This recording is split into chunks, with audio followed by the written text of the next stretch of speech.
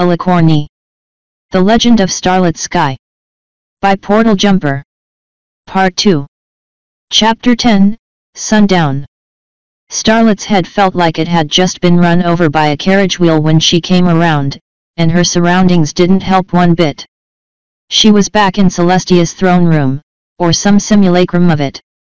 The walls glowed less, the dais and throne looked less opulent, and the whole room was a magnitude smaller than it had initially been.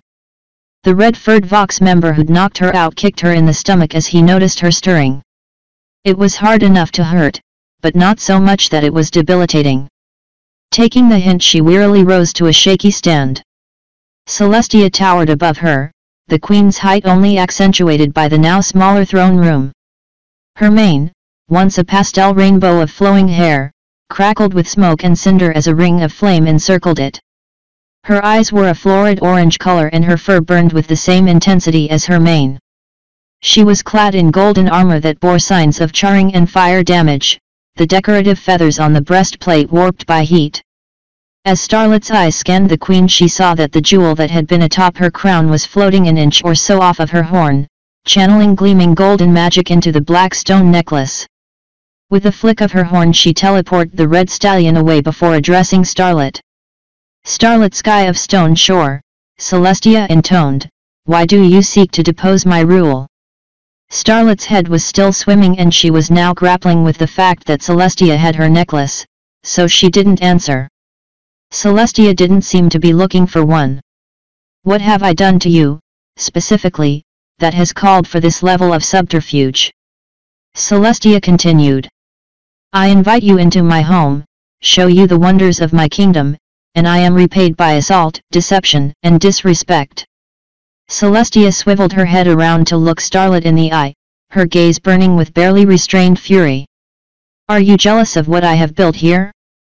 Do you want to break me down to the level that your ilk are at? Or do you simply live to sow chaos and dissension?" The pregnant pause told Starlet that it was her turn to speak, a prospect she felt would bear little fruit. "Your Majesty," Starlet replied, "you're needed back in Canterlot." Celestia stomped her hoof so hard that it cracked the marble tile of the floor, and when she spoke again it was in the voice of a god, not a pony. "You presume to tell me where I am needed?" Celestia bellowed. "Canterlot had its chance, and it failed. I should have burned that monument to mediocrity myself when I departed, but I was a soft ruler in the time of the war." Starlet tried to interject, but the queen stalked forward, driving Starlet backwards with her movements as well as the force of her voice. "It was ponies like you that led to the death of a unified Equestria," Celestia continued. "With your schemes and your disorder, always trying to upset the status quo in the name of revolution, or progress. The other princesses constantly tried to upset the established order, and when 4 of 5 supports falter then the entire building collapses." Celestia's furor grew and grew as she continued her speech, and the cinders rising off of her mane grew into columns of flame as her eyes changed into cat-like slits. "I did my best for Equestria all those centuries ago, and what thanks did I get? A knife in my back and a kingdom in shambles because of the mayor who owned this foul thing," Celestia said, raising the black stone to Starlet's face. "Where did you get this damnable amulet?" Starlet knew that Celestia was in no mood for games or tricks, and she doubted she could lie to her even if she wanted to. Swallowing the bile that had risen to her throat from fear, Starlet answered. "Twilight Sparkle gave it to me. She sent me on this quest to fetch you, and the other princesses, because Equestria is about to die without you 5 to rule it." Celestia's furious gaze faltered for a brief moment at Starlet's reply, before redoubling its intensity. "Liar!" Celestia retorted. "Twilight Sparkle died centuries ago, trying to defend her tree from chrysalis hordes. Were you there to see?" Starlet pointedly asked. "Did you see her die, watch the life drain from her body?" Celestia's silence was all the answer Starlet needed. Before her headache overcame her she had to get Celestia to doubt herself, if even for a moment. Enough to plant the seeds of reason. "Why would I lie to you about this?" Starlet continued. "I'm certain you could kill me with a thought, in a way that even that necklace couldn't revive me. I have nothing to gain by deceiving you, and everything to gain by being honest. Twilight is alive and she sent me to convince you to return to your throne, your rightful throne, so you can heal this sick and twisted land. Celestia stood tall at Starlet's proclamation, her face edged with furious confusion. It was an expression that didn't suit her. The fire of her mane flickered and crackled with a little less ferocity, and her eyes returned to their normal shape if not their normal color. But why you? Celestia asked. You're small, with barely a modicum of magical power to your name. You scarcely made it here alive, and even then you did not arrive unscathed. Starlet fought back the urge to laugh at Celestia's question, as she was sure it would get her immolated. Your Majesty, I honestly don't know why she chose me. Twilight said something about my lineage making me a good fit, but that could have been nothing but sweet words for all the good it's done me out here. Celestia stared Starlet down, but Starlet felt that she wasn't looking at her. She was lost in the confines of her mind, trying to piece together an explanation for what Starlet had said. Starlet then found herself floating through a haze of golden light that faded to black. It didn't feel like death, but it certainly wasn't a living state either, just cloying blackness for as far as she could see. Asterisk. Setting Sun's horn ached from the overuse of complicated magic he'd just performed, and when he breathed in a dull pain stabbed through his side, no doubt from a few bruised ribs. With a few blinks to get the spots out of his vision he dragged himself up to a sitting position. He was in a small room, no bigger than the hut Starlet and he had stayed in before they found the entrance to Undersand. In fact, it looked to be that exact same hut, down to the cellar door on the far side of the single room and the destroyed bed. The only things that were off were the presence of the rabbit doll Starlet had grabbed and the lack of bloodstains from the thestral. Sun's throat caught for a moment as he thought about the thestral that Shady Grove had become. He had dug around in his body like a cadaver, not knowing that his mother was grieving for his loss a few 100 feet below ground. Sun got to his hooves and started looking around, feeling sorry for himself wouldn't help things, and he needed to know where he was. If Celestia could hide an entire city from sight, then a single room was certainly not beyond her ability. The windows were covered in an opaque, grey fog that rebuffed him when he tried to push through it, as well as the doors to the outside and the cellar.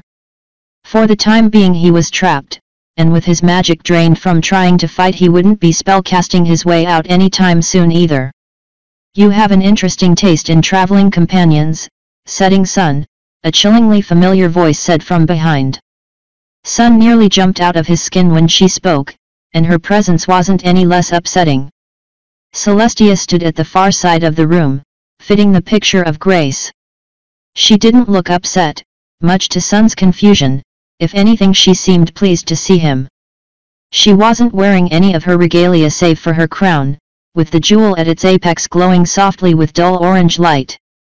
That starlit sky is a fiery one, I'll give her that, Celestia continued. I admire tenacity, and she has it to spare if how you fought my Vox Solaris is anything to judge by.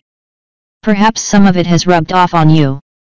Celestia sauntered to where Sun was standing by the window, and lowered herself to her haunches when she did. Her expression was motherly, and it deeply unsettled Sun to look at her.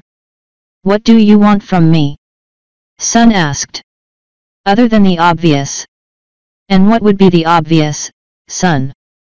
Celestia replied.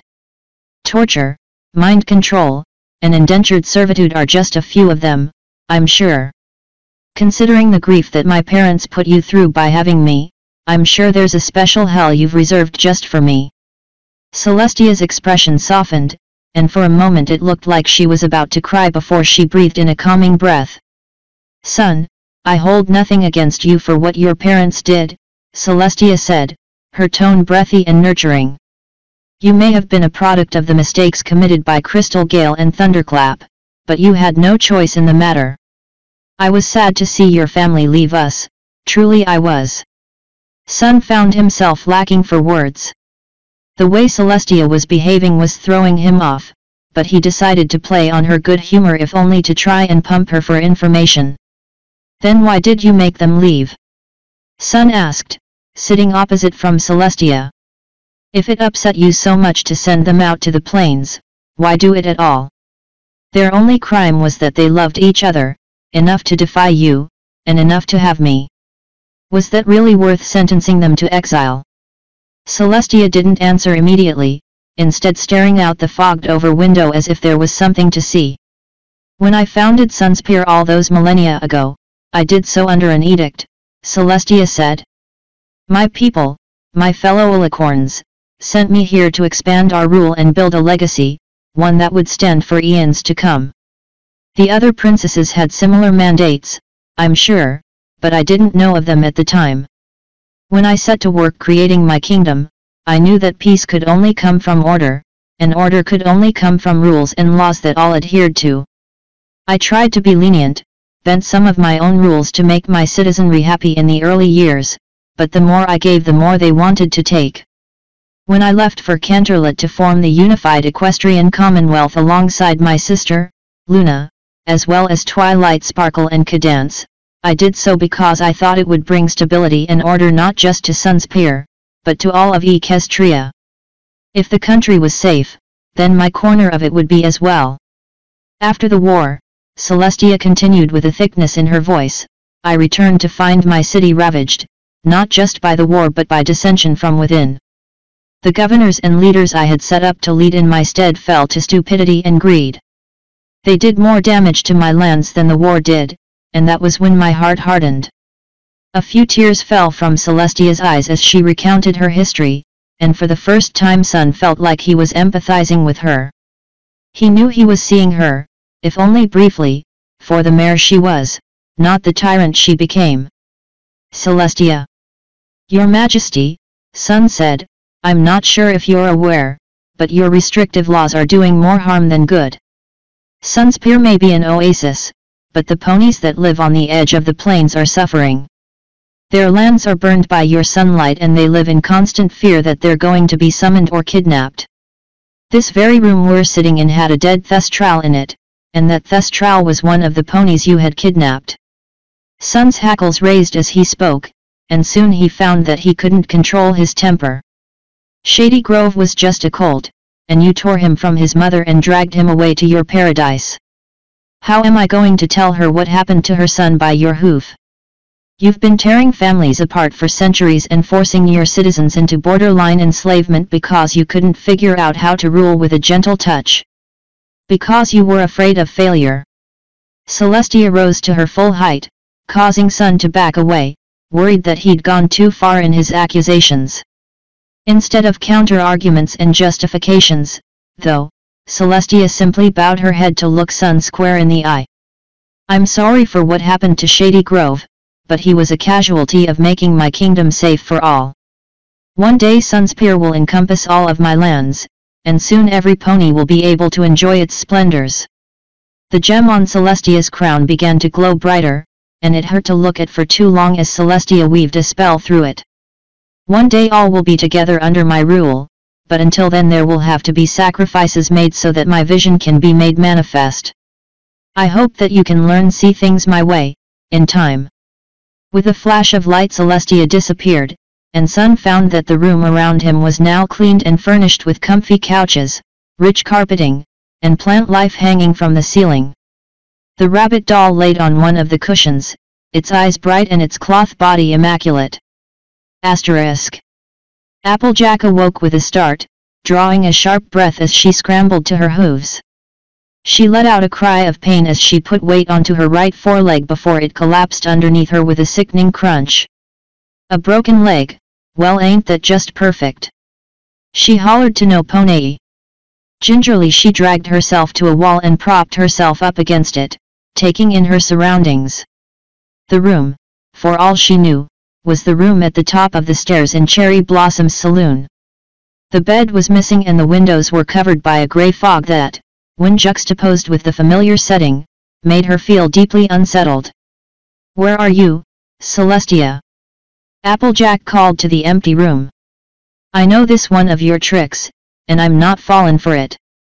Not much gets past you, does it, Applejack? An accented, baritone voice replied. Applejack turned to see the same cherry-red stallion who'd kidnapped her standing in the doorway, save that the door was replaced by grey fog. He wasn't wearing his vox robes, which allowed his straw-colored mane and tail to shine in the candlelight. His apple-green eyes pierced into Applejack in a way they'd never done before. "Mac," Applejack said. Her voice was low, as speaking any higher would certainly cause it to break. "Why did you have to go and put up a fight, Applejack?" Big Mac asked. "I've been here for years now, do you see me making a fuss like you and your new friends did? You should know why, Mac.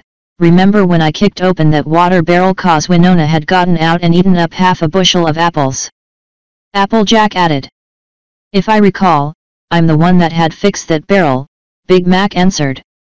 "So that's your justification? You have a short fuse." "That bushel," Applejack continued, her voice gaining a hard edge, "was supposed to go to the schoolhouse for all the school foals, to give 'em something sweet before winter set in. That's where you and I differed, Mac. You were always focused on utility, on the function of things. I had more heart at the end of the day, even if it wasn't necessarily the most pragmatic thing to do. And while you were playing nice with every pony," Big Mac retorted, "I was busy making sure the roof didn't cave in and that we had enough food to go around. I tried to help us survive." "Then why'd you leave, Mac?" Applejack asked as she stood up and stalked toward her brother on her 3 good legs. "Why'd you abandon Apple Bloom and I?" Granny Smith had already passed away, and Mom and Dad got summoned just after Apple Bloom was born. It was just the 3 of us, and you decided to make it 2. Don't you talk to me like I had a choice. No pony gets to refuse the Queen's invitation. Have you ever seen any pony try?" Applejack snapped back. "Maybe if you'd had a little more backbone you've thrown that ticket away and stayed with your family. But no, you followed the rules like every pony else and forced others to suffer for it. I didn't abandon you. Why do you think I brought you here?" Big Mac retorted, giving Applejack pause. "Brought me? You kidnapped me, beat me within an inch of my life. You trying to tell me that that was for my own good?" "I had to put on a show for the others," Mac answered. "We're always sent out in trios to make sure no pony tries to break off, not that I would've." "And just why wouldn't you have tried to escape?" Applejack asked pointedly. "Is Celestia's prison really that great? It's better at least than a rundown town on its last legs. She's trying to build a better future for all of us here, she just needs more time. If you'd get out of your own head for a moment and saw what she's actually built here, you'd understand that. You really are bought in, aren't you?" Applejack retorted. "I know this room's just another one of her illusions or whatever hocus pocus she's used to brainwash you, so send her in here. I'm done with you." "Applejack, you don't mean THA. How would you know whether I mean it or not? You're no kin to me anymore, so just go." Applejack felt something wet slide down her face, and she just noticed that she'd been crying while she was berating her older brother. Big Mac's face softened for a moment before going back to the same resolute stare he'd had when she first saw him back at the house. In a flash of golden magic he vanished, replaced by Celestia's towering frame. She wore her crown with the orange jewel, as well as a set of gilded horseshoes and a bejeweled golden collar. "That went worse than I expected," Celestia admitted, "and I didn't have particularly high hopes for that reunion." Applejack took a few hasty steps away until she was nearly to the opposite end of the room. Fear was not an emotion she was used to, but Celestia was very good at inspiring it. "Was that even Big Mac, or was it just one of your tricks?" Applejack asked. She tried to hide the quavering in her voice, but she knew that it was going to be a futile effort. "That was indeed your older brother, in the flesh," Celestia answered, "just as I am now here in the flesh. You're the one who asked for me, though I must say that your trepidation is disarming. What else would you expect out of a pony you had beaten, kidnapped, and forcefully indoctrinated into your whack job cult?" Celestia didn't answer, only moved over to the empty space where the bed should have been and sat down, facing the fogged-over window. She patted a spot on the floor next to her, beckoning Applejack to join her. "If it matters at all to you, I'd prefer to stay here," Applejack said, retreating back towards the wall a little more. Celestia didn't offer again, only showing a momentary look of disappointment. "Applejack, what your brother told you is the truth," Celestia said. "I am trying to make Sunspear a haven for all to enjoy." "You've sure got a funny way of showing it," Applejack quipped back. "But," Celestia continued, "to do that, Sunspear needs structure and order. The Vox Solaris are just one way of doing that, making sure that order is maintained. And that's why you've given them free rein to kidnap ponies from their homes? That's why you've been calling the towns on the edge of the plains to fill their numbers with your golden tickets? Because of order." "In a manner of speaking, yes," Celestia answered. "The ponies of my kingdom are happy, but the job that the Vox Solaris undertake is a harrowing and, at times, unsightly job. I don't want my subjects to have to see that side of my rule, but it is that side that allows them the comforts they enjoy." Applejack looked at Celestia, trying to see on her face if there were any signs of doubt or regret, but nothing came through her steely visage. It barely looked like she was addressing Applejack at all, for as focused as she was in the fog in the window. "Celestia, this isn't how you rule," Applejack said. "Take it from me, it just isn't. At least, it isn't if you want the ponies you rule over to actually love you." "I'm aware of your role in Apelioaza, Applejack," Celestia replied. "You fancy yourself as something of a leader to the ponies that live there." "Yes. I do, but it's more than that. Now, I don't know much about running a city like this, but I do know that an iron hoof and an unwavering obedience to the letter of the law isn't the way to make ponies loyal to you. It just makes them obedient. Obedience and loyalty go hoof in hoof, do they not?" Celestia asked, her tone conveying genuine curiosity. "No, they don't," Applejack answered. "When I was a little filly, my granny told me a story about the mayor of Apelioaza when she was coming up.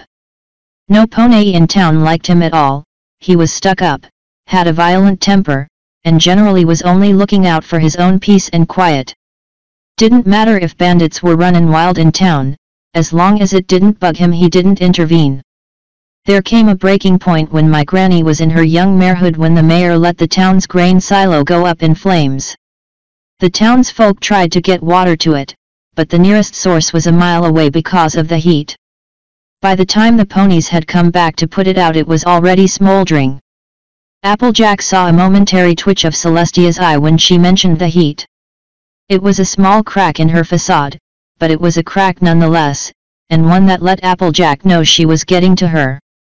He tried to worm his way out of it when the townsfolk came to his door with pitchforks and torches, Applejack continued, but when it came time for his guards to prove their loyalty, it turns out that they were only obedient. And so the guards laid their arms down, Celestia interjected, and let the angry mob tear the mayor apart for his heinous actions. "I believe that that's how this sort of story typically goes." "Almost," Applejack replied, slightly surprised that Celestia guessed that closely. The guards joined the mob and were among the first to attack him. "You see," Applejack continued, "while the mayor may have been keeping them from starving, he didn't get any loyalty from them because he never did more than what was expected of him.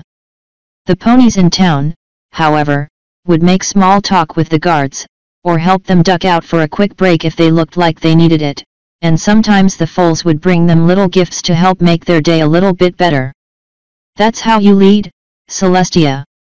You don't just do the bare minimum to make sure that your subjects are obedient and provided for, you need to go the extra mile for them, show them that you actually care about them as something other than a tally on a piece of parchment." Celestia's expression didn't change. Applejack felt a seed of worry plant in her chest, one that sprouted as Celestia stood up to her full height and turned to face Applejack. "An interesting idea, Applejack," Celestia stated. "I'll have to ponder that for a while, but for now it's time for us to rejoin the others. I've just finished up with your CO conspirators." "You mean Starlet and Sir Wait?" what do you mean, you're done with them? Applejack asked. She didn't get an answer as Celestia was enveloped in golden light and vanished, leaving Applejack alone to her thoughts. Asterisk. Starlit Sky returned from the void she'd been floating in to find herself in the throne room again. It wasn't the smaller and darker one she'd been in before, but the glistening golden one that she'd arrived in earlier that day. Standing at the top of the dais was Celestia, and Celestia again, and still a third version of herself. Starlit scampered backward, reflexively reaching for the sword she no longer had. They were each Celestia, that much was certain, but they all wore different accoutrements and held themselves differently. The fire-maned one Starlit recognized as the one that had interrogated her, with the one on her right wearing nothing but her crown and a serene smile, while the one to her left wore a collar, horseshoes, a cold glare. What differentiated the center Celestia even further was the jewel floating at her horn, the same jewel that had been set into her crown beforehand, and the presence of Starlit's necklace next to it. Why so shocked, Starlit? The center Celestia asked. Surely by now you know that I'm something of an illusionist, and as such this should be little surprise to you. What is this? Starlit demanded. Why are there three of you? There aren't, the Celestia on the right answered, her voice as smooth as water. There is but one of me, divided into three that each contain the sum total of my power. It is a pragmatic application of my prodigious skill, the Celestia on the left continued. It allows me to better monitor my citizenry and, in this instance, gather information in an expedited fashion. Information from whom? Starlit asked, fearing that she already knew the answer.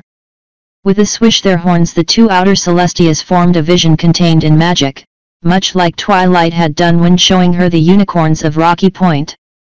In the right side one sat Sun in a well-furnished room, while in the left Applejack was curled up in the corner of a room that looked suspiciously like Starlit's from Apelioaza. Strange, how ponies have many sides to themselves that they don't show, the center Celestia said as she sashayed down the dais steps. Some are braver than they seem, some far more fearful. Myself, I try to keep a handle on my many facets. Is this some sort of game to you? Starlit asked. Toying with the lives of my companions to get me to comply or leave you be. Starlit, do you really take me for a torturer like that? Right side Celestia cooed. You've proven unresponsive to that sort of coercion, left side Celestia continued. On the whole, you seem far more receptive to reason and logic, center Celestia said. Acts of aggression spur you to action, to try and stop said aggression for the sake of peace and order. We're quite similar in that regard. The only exception is that I don't go for the preemptive strike, Starlit replied. The center Celestia let out a sharp peal of laughter, joined in chorus by her other selves before they shimmered into golden light and drew back into her horn by way of the jewel. The tarnish on her armor vanished during the merge, and the flames that licked across her neck and from her tailbone now shimmered with the same pastel colors as her usual hair. Defiant to the very end. That fire in you is the only reason I'm even giving you this choice, Starlit Sky, Celestia said. With practiced ease Celestia drew the two visions she had generated closer, placing them just close enough that Starlit could see Sun and Applejack in better detail. Sun was trying to find his way out of the room despite the fog over the windows, and Applejack simply wept in her corner. I want you three as my counselors, Celestia said with a smile. You all would be offered a high place in my new order alongside whatever loved ones you wished to bring along. You would be cared for all the rest of your days in return for advising me. Starlit could barely keep her jaw from falling open in shock.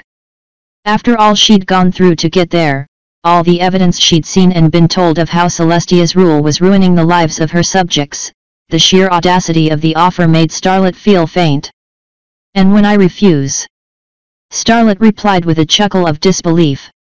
So quick to say no? Celestia replied. You're not going to think it over. Celestia, this isn't a choice. You have to go back, what part of that aren't you getting? Equestria is dying without your magic to sustain it, and when the point of no return comes it won't matter if you're here or not. Celestia's forced smile quickly dropped into a steely expression of disapproval. She whisked the visions away with a flick of her horn as the light in the room grew so strong that it hurt Starlet's eyes to look anywhere. I had hoped you would be smarter than that, Starlit Sky, Celestia replied, her horn wrapped in golden light. A spear made of rainbow-hued fire emerged from thin air by Celestia's head as she dropped the black amulet on the ground, and Starlet felt a familiar weight lay on her back, shoulders, and hips. She looked at herself to find her set of leather armor and her sword secured to her body. It's only fair, Celestia stated, answering Starlet's question before she asked it. Killing you won't mean much if you can't put up some kind of fight. Celestia, this doesn't have to end in violence, Starlet said. You can still make the right choice. You can still do your duty to Equestria. Maybe there was a time where I believed that, Starlit Sky, but I am so much wiser now. With a mighty flap of her wings Celestia rose into the air, a plume of multicolored fire rising from her ascent as she twirled upwards. With a soaring backflip Celestia adjusted her course, making a dive straight for Starlet. With a cry Starlet rolled out of the way just as Celestia landed, feeling a searing heat across her back from the princess's spear embedding in the floor. Celestia, please. Starlet pleaded. Celestia made no indication that she had heard Starlet as she leapt forward again to skewer Starlet. She left a trail of flames as she glided, wraith-like, across the marble. Again Starlet barely managed to dodge in time, and this time she knew that there would be no reasoning. With grim determination she drew her small sword with her magic and prepared for Celestia's next attack. A blindingly hot wound opened across Starlet's spine as one of Celestia's doppelgangers stabbed through her with her flaming spear. Starlet's magic faltered and her sword clattered to the ground, followed closely by Starlet herself falling to the polished marble. The last thing she heard was Celestia screaming something at her, followed by a dull, rhythmic beat in her chest and across her back, and the last sight she saw was a glow of grey from across the chamber. Asterisk.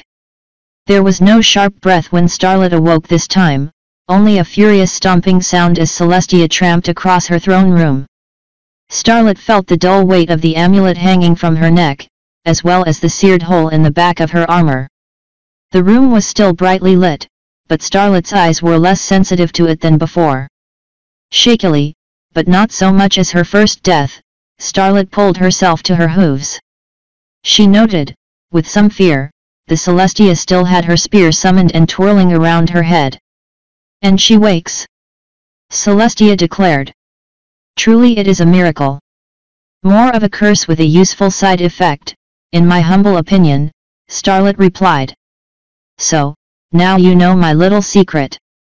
I knew what your secret was when you walked in here with that thing, Celestia said.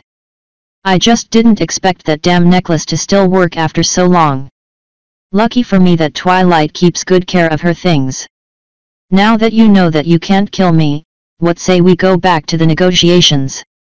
I'd much prefer to slay you over and over again until you capitulate or use up the rest of that necklace's magic, but I simply don't have the time. Starlet could hear the sincerity in Celestia's voice, the desire to crush her like a bug, but since she wasn't directly attacking just yet Starlet decided to go for the diplomatic approach. Why us? Starlet asked.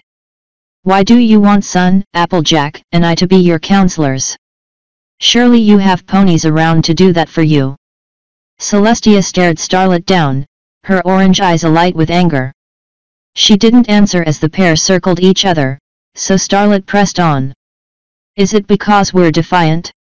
Did you speak with them after me, and they told you truths that you didn't want to hear? I'm sure Applejack gave you an earful, she has a bold heart and a sharp tongue. Or is it because you know, somewhere in that burnt-out husk of a conscience, that what you're doing is wrong?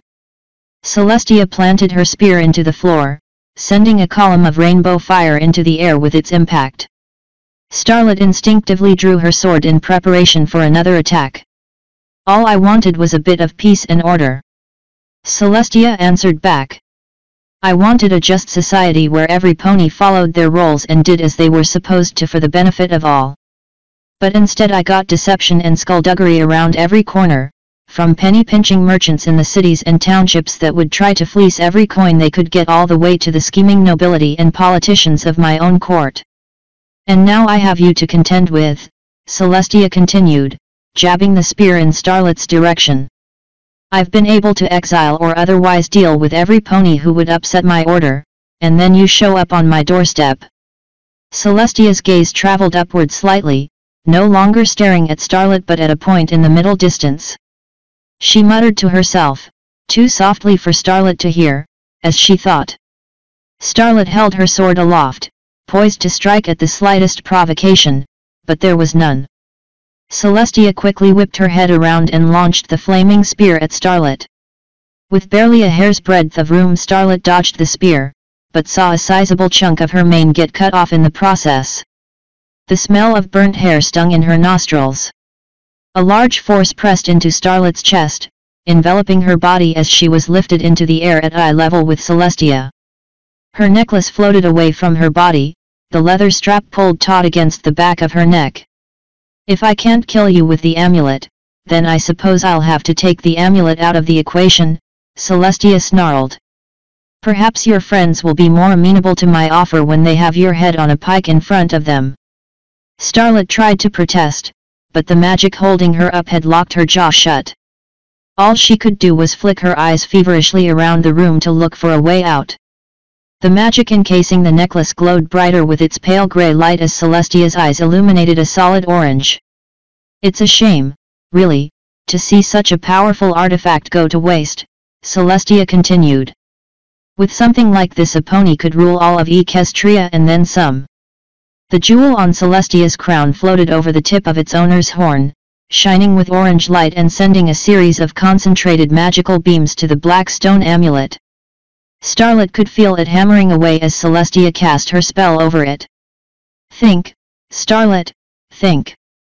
Starlet screamed inside her own head. There's always a way out, always a third option.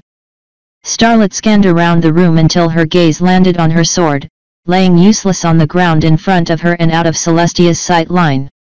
If she could use some of her magic to break through part of Celestia's spell, she might be able to reach it and distract Celestia with an attack. Unless... Starlet thought. With a steadying breath, Starlet concentrated all of her energy on her horn. Remembering how it felt when she fed a warding line, the ebb of magic leaving her and flowing into something else, she endeavored to make her horn reverse the process. Starlet saw a glimmer of blue show up above her brow, the faint bit of magic that she could manifest of her own accord. Slowly she felt the siphoning effect take hold, taking in amounts of Celestia's magic that would be too small to notice. Her head felt like it was going to crack in two from the strain. Quickly Starlet's magical reserves filled up to the highest amount she could ever remember having, and the siphon still greedily drank the magic in. Her whole body felt like she'd been struck by lightning, with the glow of her horn shining bright enough to rival the amulet's. Just as Celestia began to notice the glowing from Starlet's horn did she make her play. Throwing out all the energy she could into a single, shouted spell, Starlet's magic broke through the barrier and wrapped around her sword. With a swift strike, magnitudes faster than she had ever made a single object move, she slashed at the jewel floating over Celestia's horn. No! Celestia screamed, too late to stop the sword. A piercing crystalline sound echoed around the chamber. Whether it was from the sheer force of impact or the magic she'd stolen, Starlet couldn't say, but the spherical gem was now cleft into two perfectly semi-spherical halves. The small sword flew out of Starlet's magic, flying so fast that it embedded into one of the walls on the far side of the room. Starlet fell to the ground with a thud as Celestia let her go. The queen tried to catch the remnants of her jewel, but they hit marble before she could and shattered into innumerable pieces like brittle glass. What have you done? What have you done? Celestia wailed at Starlet. The queen rose high on her wings, her fur and armor now ablaze, with at least a dozen spears prepared to pierce Starlet's hide. Not knowing if the amulet could still revive her after what had been done to it, Starlet sprinted as far and fast as she could away from the enraged Alicorn. As she ran, the world changed in a flash of perfectly straight, multicolored lines of light. The throne room was suddenly much smaller and darker, and Starlet had to skid to a halt before she ran face first into a wall. Several of the walls were broken down, giving a clear view of the world outside. It was night time, and the moon above was near full, providing enough light to show Starlet that Sunspear was no more. Everywhere she looked there was the endless desert of the searing plains, with only two structures of note to accent the vast flatness. A few miles off to the east of the throne room stood the ruins of the House of the Rising Sun, leaning to its side in a patch of soft sand, and to the south of that were a familiar quartet of hovels in the approximate location that Windy Whistle's home had been. Starlet felt heat flow up her now bare back, and she prepared to be skewered by Celestia. When no attack came, Starlet hesitantly turned around to face her foe. Sitting in the middle of the floor was Celestia, her armor gone and her mane only slightly smoldering. She looked shocked, and given what had just happened Starlet couldn't exactly blame her. "Celestia? Your Majesty?" Starlet asked. "A lie, a grand illusion, that's all it was," Celestia muttered. "A lie? What do you mean?" "I needed time to rebuild, time to gather my subjects after the war. They needed homes, jobs, lives, and I gave those things to them." Starlet slowly approached Celestia, her amulet thumping as she did. She pulled it off of her head and tossed it to the side, lowering to her haunches in front of Celestia. "Do you mean to say that all of this, everything that you've done and everything that you've put the ponies who live here through was for a lie?" Starlet asked. Celestia didn't reply directly to Starlet, only continued to mutter in a catatonic trance. "They needed order. I had to give them order," she murmured. Knowing that this wouldn't get her any answers, Starlet mustered up the remnants of the magic she'd stolen and let off a bolt of pure energy. It cracked like thunder and made Starlet's ears ring, but it was enough at least to get Celestia's attention. "Celestia, I need you to be truthful to me," Starlet demanded. "Was all of this just an illusion?" Slowly Celestia looked down at Starlet, her purple eyes brimming with tears. For a moment Starlet could see the mare underneath the tyrant's mask, and it upset her more than being attacked by her had. Sunspear was ravaged by the war, and I couldn't stand to see my people suffer through that. I used a piece of crystal that I stole from Cadance as a catalyst to turn the sun into a projector for my illusion. I made ruined homes new, spoiled food fresh, families who'd lost loved ones whole again. I did it all to bring about order and peace," Starlet finished. The pair sat in silence, save for the wind howling through the desert around them. Celestia allowed herself a few tears, but ultimately she appeared to be too shocked for emotional display. "Starlet Sky, I am no ruler," Celestia admitted. "I replaced my entire kingdom with puppets and trickery to avoid the hard lessons the war should have taught me. You do not want me back at Canterlot." Quickly Starlet stood up and turned on her hoof to make for a hole in one of the walls. She levitated her amulet back around her neck, it being the only piece of actual equipment she still had after the illusion had been broken. "Celestia, do you know where Applejack and Setting Sun would be?" Starlet asked. "In the house, or whatever remains of it," Celestia answered. "It was the only place in my illusion that was populated by the living, as a way to make the city seem more real by replacing older ponies when I couldn't remember enough about them to recall their forms." "Then come with me," Starlet ordered. "I'm going to give you a chance to be a ruler."